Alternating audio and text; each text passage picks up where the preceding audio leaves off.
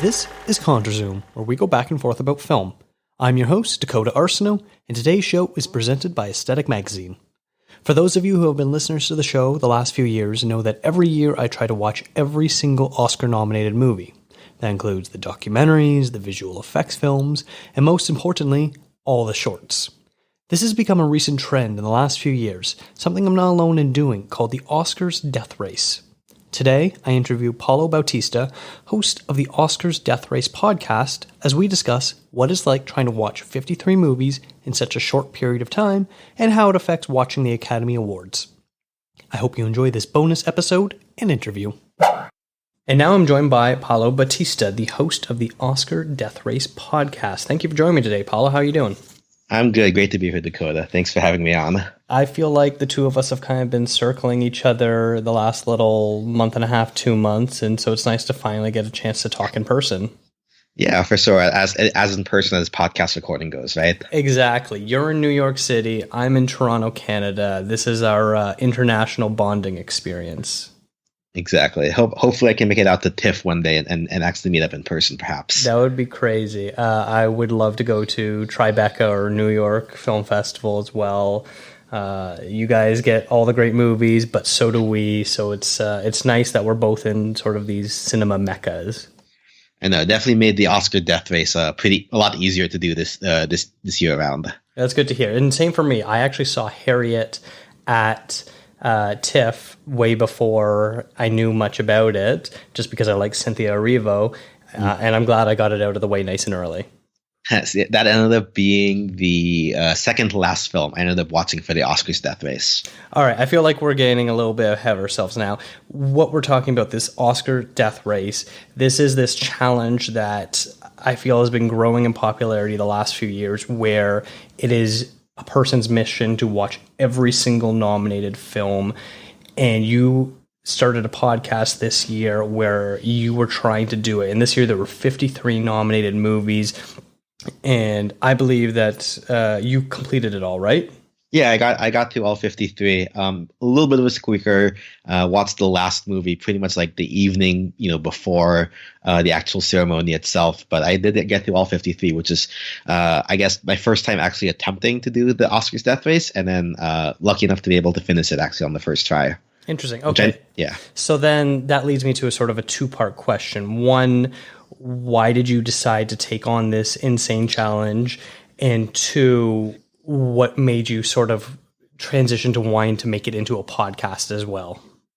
Yeah. So, I mean, just so that everyone knows, I guess, a little bit of history about the Oscar Death Race podcast in general. As far as I can tell, it kind of started out when journalist Sarah Bunting, who basically took this challenge on and started blogging about it. I think sometime like 2009-ish, maybe 2010, 2011, something like that. So the idea has been around for pretty much close to a decade at this point.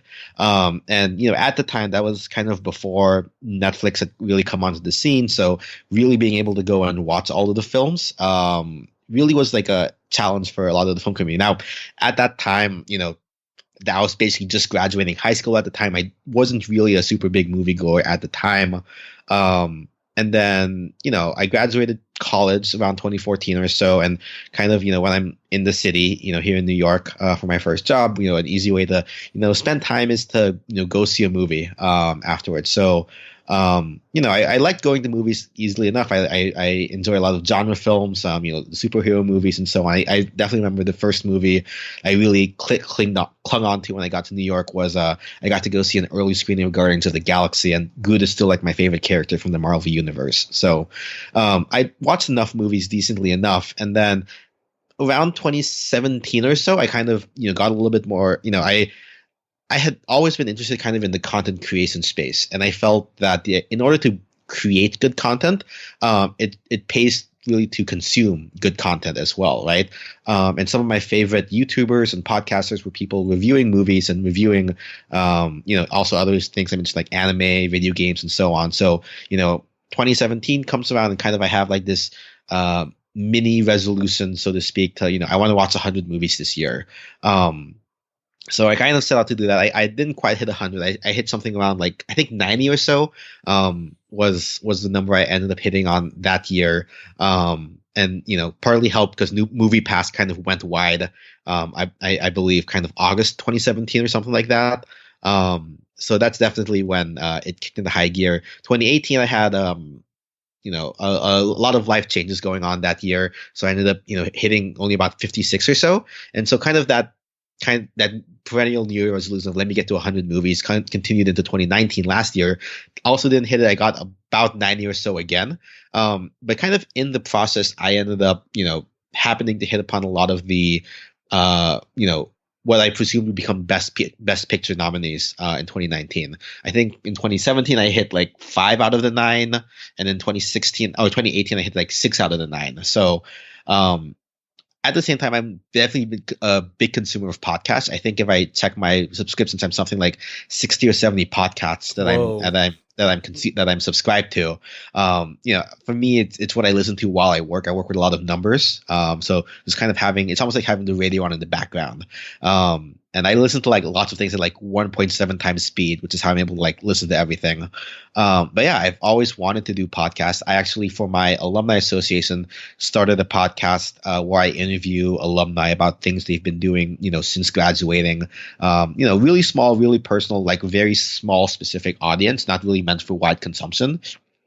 And then kind of, one of my other New Year's resolutions for 2019 was to let me go ahead and actually create a podcast and stick with it. I've always had this issue of like, let me start a blog for my New Year's resolution. And then I kind of quit on it like 2 months in because life gets too busy. And like, no, I'm going to go ahead, start a podcast and see it through, even if it's like a limited run podcast, not like one I'm doing constantly, just a podcast I'm releasing every week, more or less on time. There were a couple of weeks for the Oscars Death Race podcast where I was a little bit late.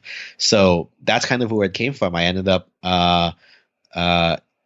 deciding, all right, the Oscars Death Race, I love watching movies in general. I was already kind of at that, I think like the 80th mark or so by the time December rolled about. So I'm like, I'll make an effort to watch as many as I can, put myself in a good position because I was going on a vacation to Asia to come back right around when the nominations were to like, hopefully I'll be in a good place to watch most of the nominees. Living in New York, I knew that the IFC Center here would run all of the short films, documentaries, animated, and live action. So I wasn't really worried about those. And I know that those would probably be the biggest ones for that most people would worry about. Corpus Christi, also an international one, kind of ended up being a bit of a pain, though. The high seas kind of pulled through for that one. But in any case, yeah, that's kind of where the idea for the Oscars Death Race podcast came from. And after we talk here, I'm probably going to go and record the final interview that I'm going to be doing, or final episode, where I kind of do my recap of how the Oscar Death Race went. So that's a very long, winding answer to your question, I guess. No, I appreciate that. That was definitely a lot of insight. It's nice to hear that sort of stuff. For me, I feel like my background is a little bit similar. I think it was around 2010, 2011, I started trying to watch more of the nominated movies because I felt like I didn't know half the things that were happening during the Oscars. And then in 2012, I was making a much more concerted effort of let's try to do as much as I can. And much like you were saying at the IFC Center up in Toronto, we have the Festival TIFF has its own movie theater that runs year round, and they show new movies, but they also will do like 80 millimeter screenings or 65 millimeter screenings, or they'll have interview in a movie sort of thing, and it's all over the place. And that's when I realized that they were also doing the shorts. And so I think when I was seeing that's like, hey, I can actually, try to get through most of this. And so ever since 2012, I've been trying to watch every single nominated film. I don't know if you have the same thing, but usually when I tell people, I'm like, oh yeah, I watch every single nominated film. They're like, oh yeah, the best pictures, me too. I'm like, no, everything. Do you have that too? I kind of have that too. When I went back, so my family's from the Philippines, so I went back to the Philippines over my holiday. I was kind of explaining this to my titos and titas back in the Philippines. Told them about the podcast, which I'm sure that's where like a good number of my subscribers came from. Actually, shout out to my family. But yeah, I had to explain like, yeah, no, it's not just the Best Picture nominees, it's everyone. And that kind of like raises a lot of eyebrows. But I kind of explained that I'm already watching a lot of movies. I just happen to watch, a lot of the stuff out there. So it's not that much more of a reach when you're already watching a lot of stuff. Yeah, for sure. Now, that was something I wanted to ask you about is the growth of the show. You just started doing it this fall. Have you been noticing already lots of positive feedback and some good numbers for it? I mean, I honestly, I think for me, and this is kind of more reels toward my philosophy of content creation. This is definitely like an independent, like if like, there's like the indie films out there or whatever.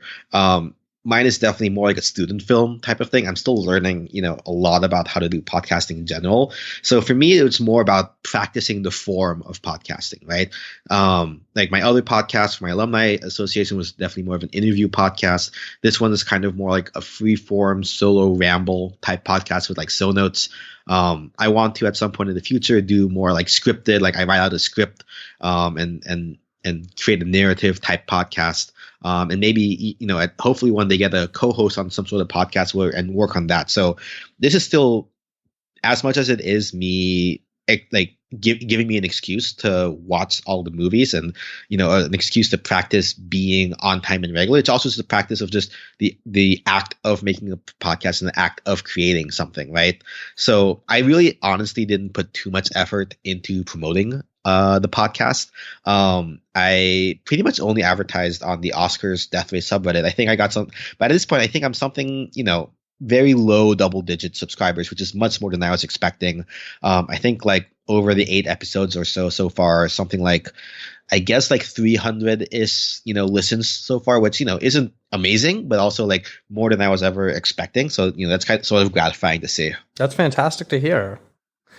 I think you also hit on a really good thing that we need to talk about is the Oscars Death Race subreddit that's become sort of this community hub where I didn't know about the term death race until I saw the subreddit, which I then eventually found the same article that you mentioned earlier.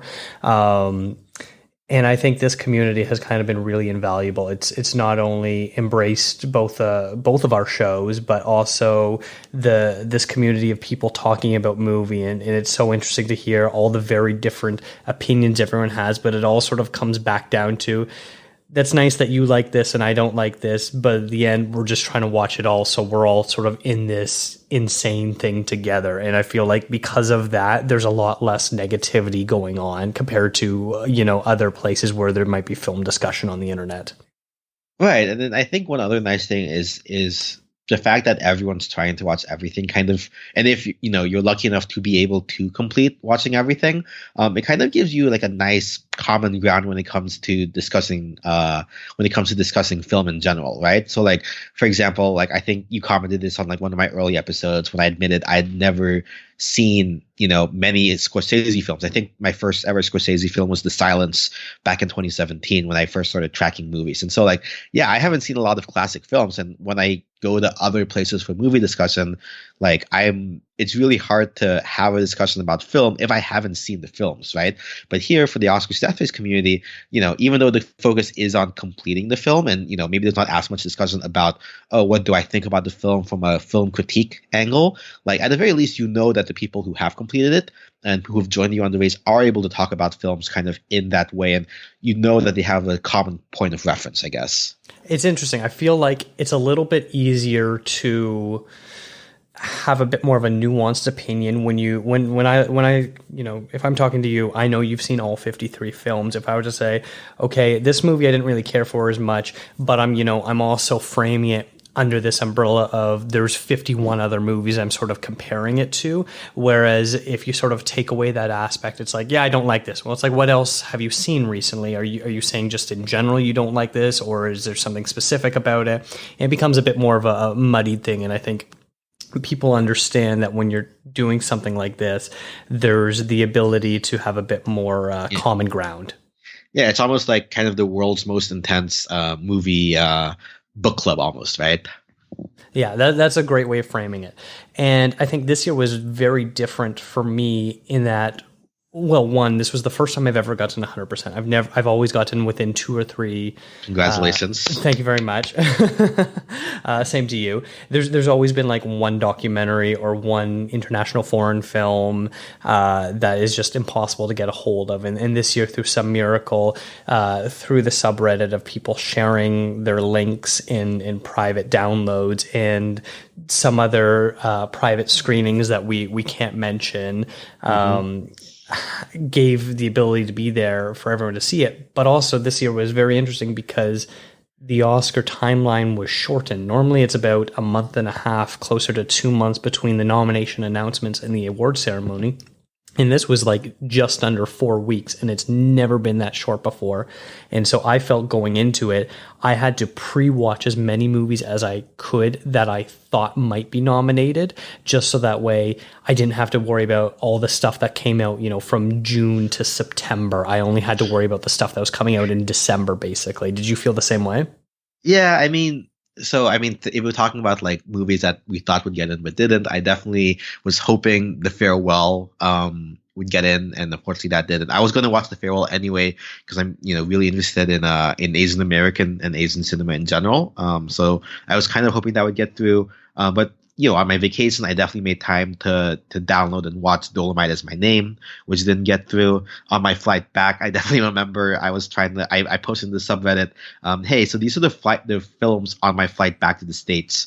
Which ones do you guys think will be in there? I'm pretty sure you told me that Gemini Man might be nominated for best visual effects when it was not. So I basically wasted 2 hours watching Gemini Man, when I actually could have been watching Maleficent, which I wasn't expecting, also, which I totally could have on the plane.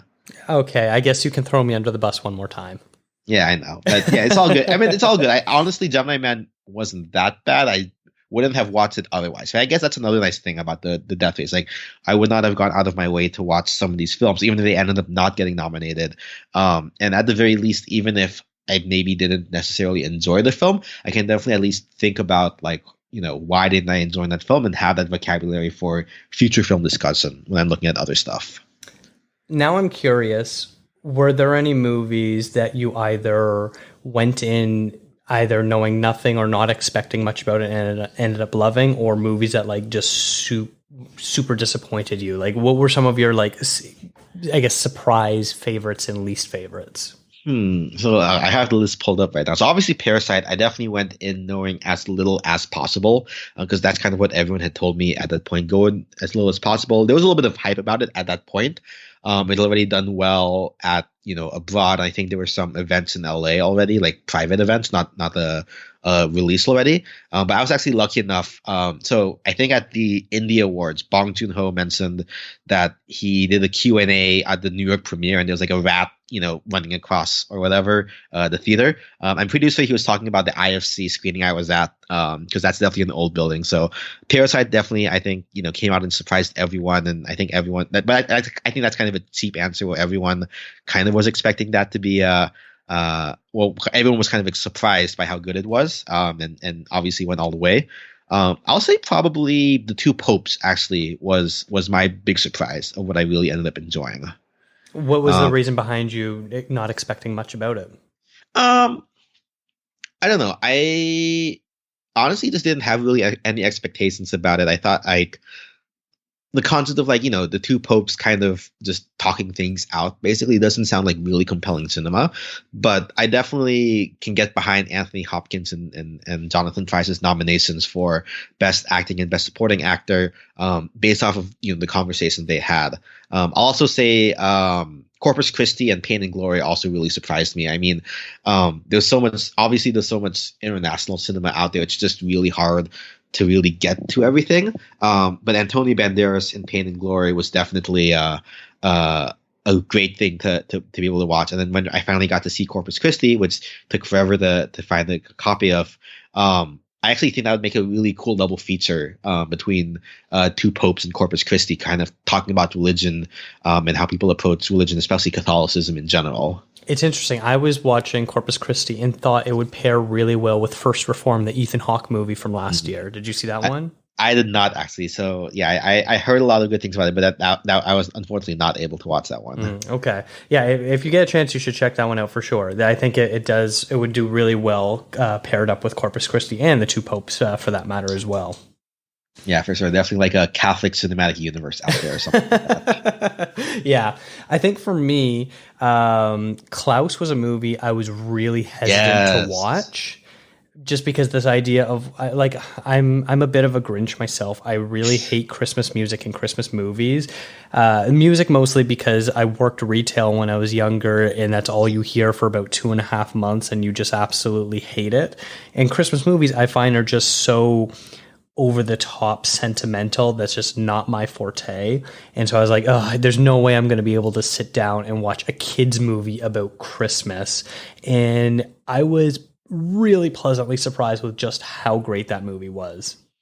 Yeah, I'll say that actually also was another one of the surprises as well. I mean, I didn't really, it really wasn't on my radar at all. I guess I probably lumped it in with like the other Netflix original Christmas movies or whatever, which exactly. Like, okay, I don't have time to like watch any of these. I have other things to be watching for the death race. But then they came up, so I did. I will say for animation, like kind of my bone to pick with the Oscars is that I really wish one time they would just give some respect to the anime films out of Japan that's not Miyazaki. I was really pulling for Weathering with You to get nominated, but alas, did not this year. So hopefully we'll see it, an anime maybe win Best Picture one day or animated picture one day. Mm-hmm. For people that have listened to this show for a while, I often complain about the category. I really hate the way it's set up. It's unfortunately due to the fact that Disney and Pixar employees make up a large percentage of the voting block. And of course, they're always going to vote for their own studio's movies. So I thought this year, the fact that Frozen 2 got snubbed, that we'd actually see a surprise winner, whether it was Klaus, I Lost My Body, or Missing Link. But unfortunately, the worst of the 4 Toy Stories ended up winning. I mean, I think even beyond that, I think from what I've seen of like, anonymous ballots that have been released, unfortunately, I kind of railed on this on my last, on my podcast, but like, animation is not a genre, it's a medium basically, right? And I mean, the breadth of stories told here kind of attests to that, especially also in the animated short films. You can tell really mature adult stories through the medium of animation. I mean, that's part of why I like anime so much. And also like stop motion, animation in general will always get me. But yeah, I think most Oscar voters tend to just think, oh, it's just like a kid's movie basically. And they go with what their kids liked, unfortunately. It's an unfortunate dichotomy where you have to separate. I feel like you almost need to separate the kids geared films versus the more adult mature films. And then you're essentially awarding 2 different Oscars, and, you're just sort of diluting the award at that point. Yeah, I mean, not to take anything away from Toy Story 4, I think, if anything, I think it's hard to say like what deserved it more than the other, but I think it definitely earned it. I think I'll say, I definitely think Toy Story 4 was at very least a competent film that hit on a lot of at least emotional notes for me, having grown up with the Toy Story series. Mm-hmm. Now, have you ever gone and watched the short films before, or was this your first time? I had watched the animated short films, kind of, going with my love of animation in general. I had gone back and watched at IFC Center the Oscar-nominated animated shorts, but not the documentary shorts or the live-action shorts before. No, because like those tend to be a little bit more depressing, which I guess was the case here also. But I tended to stick with the animated shorts for the most part. I definitely like watching the shorts because I think it gives a really interesting insight of the sort of future of filmmakers, because you'll often see the people either, acting, writing, directing these sorts of movies, 2, 3, 4 years down the line, they end up getting much bigger projects. And it's because they, get an Oscar nomination or an Oscar win for their short category. So it's really cool to sort of see the progression of some people's careers due to appearing on the ballots. Yeah, I mean, what was that one a couple of years ago? Or was it, maybe it was last year, the one about that, that cowboy sheriff? I think it was by a bunch of, Pixar employees kind of doing it in their spare time. Oh, yeah, that anime short. I'm blanking on the name of it, but I know which one you're talking about. Yeah, I'm blanking on the name too, but I think kind of like that. And Pixar's Spark Shorts, which they released, this past year on Disney Plus. I think also, going. I was actually kind of hoping in the nominations, instead of Kit Bull getting it from the Sparks Wars, I was hoping the Float would get it. Maybe I'm a little bit biased because it had it's like the first Pixar animated or Pixar Filipino character for representation. But I think like that story for Float was also like a really nice one. I think even better than Kit Bull. Mm-hmm. Yeah. That Kit Bull was not one I was super a fan of. I think it was my least favorite of the 5, even though I still did quite enjoy it. I will say all 5 of those animated shorts this year definitely made me super emotional, and that's usually not the case. There's usually a couple that are funny, but all 5 of them wrecked me. Yeah, I'll say, I think my pick had been memorable. So yeah, I ended up doing, I think out of the 24 categories, I got 19 correct on my ballot when I did it at my office poll, which is I was pretty okay. I was pretty happy with. The one that I missed was the live action sort. Actually, I had put down Brotherhood would win, but I ended up The Neighbor's Window was actually liked more. Ended up winning that category instead. Mm-hmm. I find with that category, the live action short, if there is only one film in English, it unfortunately has the edge over the non-English ones. That'll be good to know for next year's ballot. Yeah, there's been a couple times where I've found that wins, and I would rank The Neighbor's Window as number 5 for me. I preferred all 4 over it. Brotherhood and NEFTA Football Club being my 2 favorites. Yeah, I like NEFTA Football Club more, just because I think the punchline at the end was great. I think for me, The Neighbor's Window is it's a very New York thing. I think what they were experiencing, and so I definitely I think that personal bias I think kept into why I like Neighbor's Window so much. Mm-hmm. All right, so I'm curious. So now that you've done this Death Race 1, do you think this is going to be an annual occurrence for you? Yeah, I think so. Actually, I really did enjoy doing this. On this kind of crazy 9-week podcast, limited run. I as it is, I'm already at, for my 100 movie goal for the year, I'm already at 24, and it's only not even midway through February. So I'm definitely going to blow past 100 movies. And hopefully that along the way that just puts me up in a good position when the time comes to only have to complete a couple more when it comes to the 2021 Oscar ceremony. Are you going to be trying to drag any friends or family members into this with you, or at least put them into the shallow end a little bit at first? We'll see. I mean, I do bring my wife with me to movies quite often, so maybe she'll just inadvertently end up coming along with me on the race. We'll see. That's the same way with me. My wife's started trying to keep up with me, and then she realized that some subject matter she doesn't care for as much, so she knows which one she doesn't want to watch. So this year she was only short by 5, which is pretty impressive for her too. And I actually got another friend. I've got a small group of friends that we go and see movies together, and we have a little film chat going on. And she doesn't really know a ton about movies, and has a bunch of huge blind spots. So she's always like, "Oh, recommend me movies. I'm so interested." And so this year she kept up with it. Every time I was downloading movies or we were going out to the movies, I invite her and I throw movies up on a Google Drive for her to watch. And she actually got through everything except for St. Louis Superman, which was the one difficult one for almost everyone. Yeah, for sure. I don't know. I think for me, this goes back to content creation. I think one of my ideas for good content creation is somebody who can curate other content for other people, right? So, kind of doing the Oscar death race kind of allows you to have that almost authority, I guess, not quite authority, but at the very least, if you know what your taste is and other people knows how well their taste align with yours, at the very least, I can see things. And then, I've been posting on social media these are my picks for the Oscars. I've done the Oscar death race.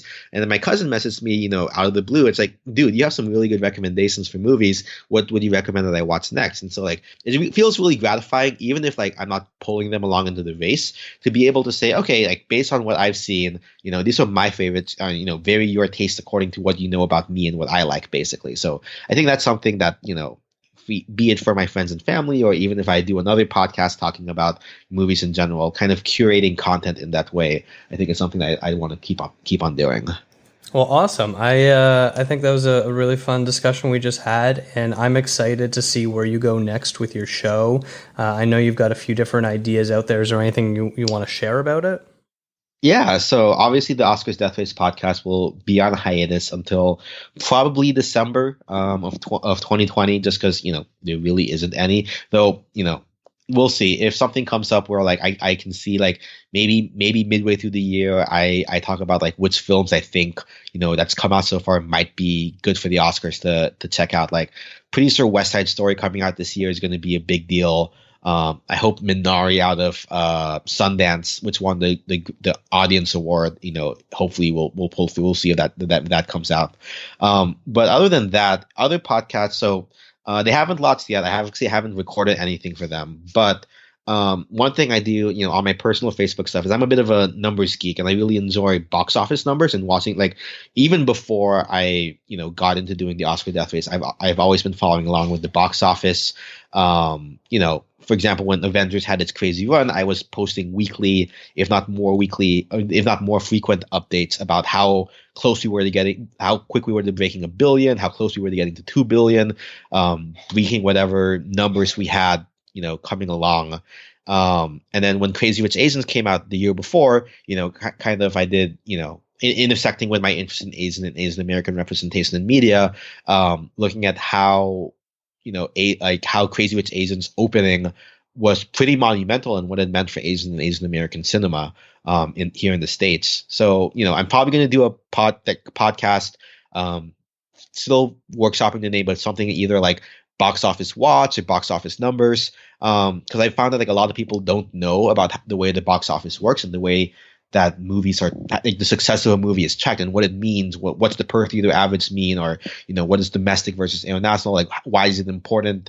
I had this huge rant on social media about how the coronavirus, that's probably going to be $1 billion loss for the box office industry this year alone, just because of the ripple effects from canceling, like China closing down all its movie theaters during Lunar New Year weekend, which makes up easily 10% of its annual box office sales.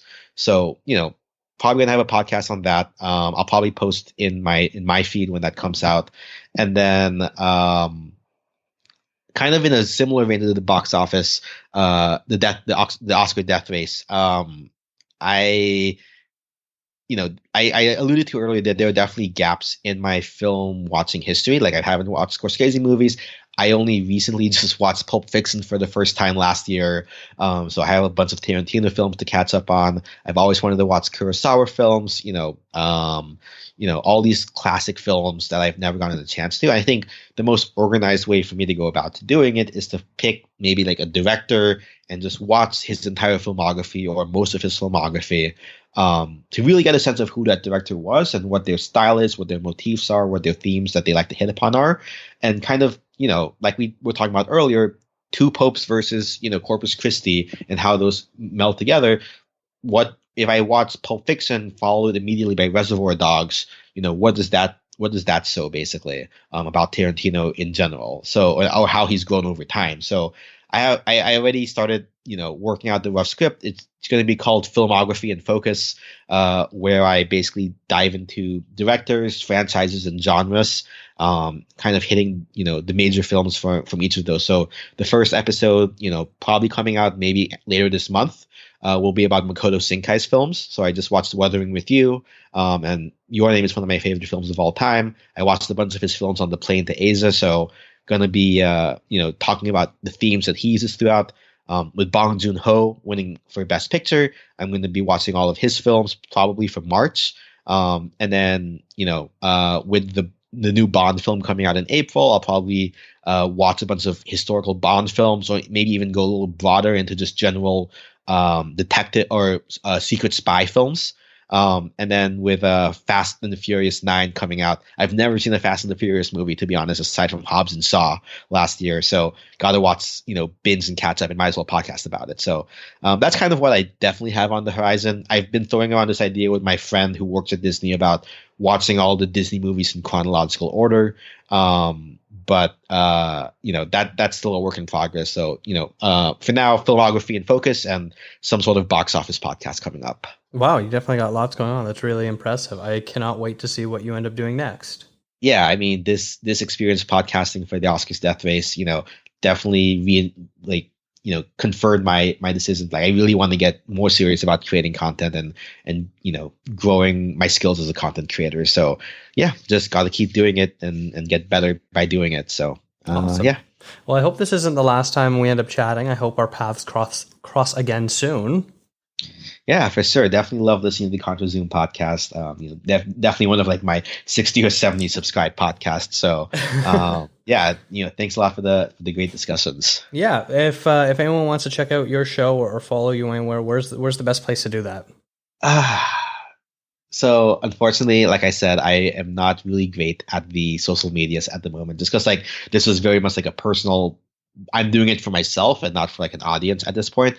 At some point, I'll figure this out. But if you want to, on Spotify, just search up the Oscars Death Race podcast, give us a follow there. And then I'll post an episode in that feed eventually when any of my other shows come out eventually. And whenever I get other social media in place, I'll link it there as well. Awesome. Yeah. Well, I'll make sure that I link the show as well in my social medias too. Paulo, thank you so much for taking the time to talk with me today.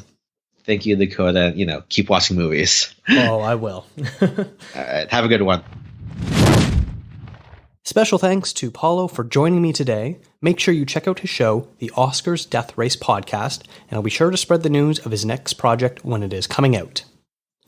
Back in April of 2015, I posted the very first Contra Zoom episode. It started out with a project of ranking the Best Picture winners going decade by decade, as I had far too many blind spots. 5 years on, I still haven't gotten through them all, as I last left off with Titanic, the 70th winner. But along the way, I produced 100 episodes, ending up here.